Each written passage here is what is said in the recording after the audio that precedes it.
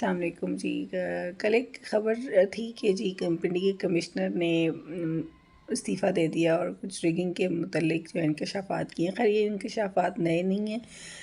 پاکستان کی پوری قوم نے جو ہے وہ آئی وٹنس کیا ہے، کیمرہ وٹنس کیا ہے ریگنگ کو، استعفیٰ جس ہیوج لیول کی ہوئی ہے، کس نے کی، کیسے ہوئی، کیسے کروائی گئی۔ اور اس سارے سینیریو کو دیکھتے ہوئے ایک جو ہے وہ سول سرونٹ کا ضمیر اچانک سے جاگ جانا، خیر ویسے میرے لیے تو واقعی میں ایک انہونی سی بات ہے، کیونکہ یہ وہ لوگ ہوتے ہیں جو فٹ فار دا جاب ہوتے ہیں، اور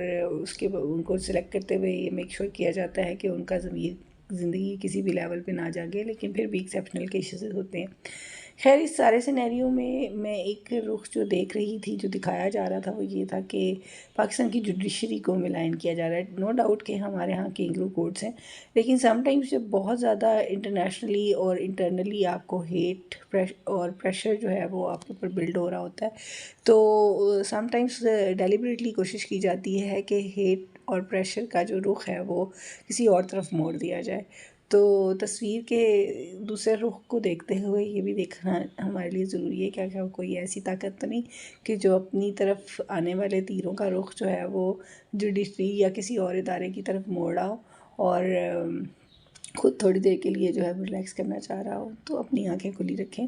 اور دیکھیں ارد گرد کہ آپ کو کیا دکھایا جا رہا ہے۔ ضروری نہیں کہ جو آپ کو پردے پہ دکھایا جا رہا ہے وہ بالکل سچ ہو، بیہائنڈ دا سین بھی بہت کچھ ہوتا ہے، اور بہت زیادہ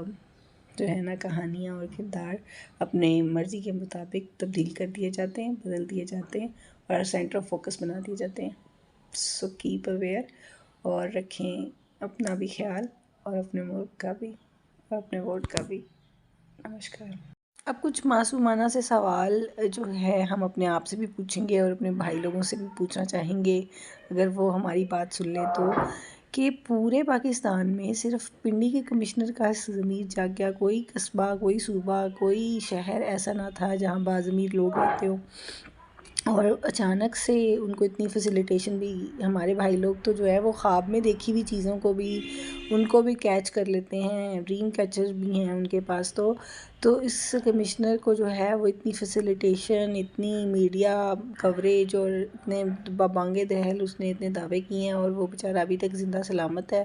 اور صرف گرفتاری تک ہی اکتفا کیا گیا ہے اس کے اوپر، اور پھر وہ آ کے جناب چیف الیکشن کمشنر اور چیف جسٹس کے اوپر جو ہے وہ اتنی آرام کے ساتھ جو ہے وہ اس پہ الزامات لگا کے بھی اس ملک میں جو ہے وہ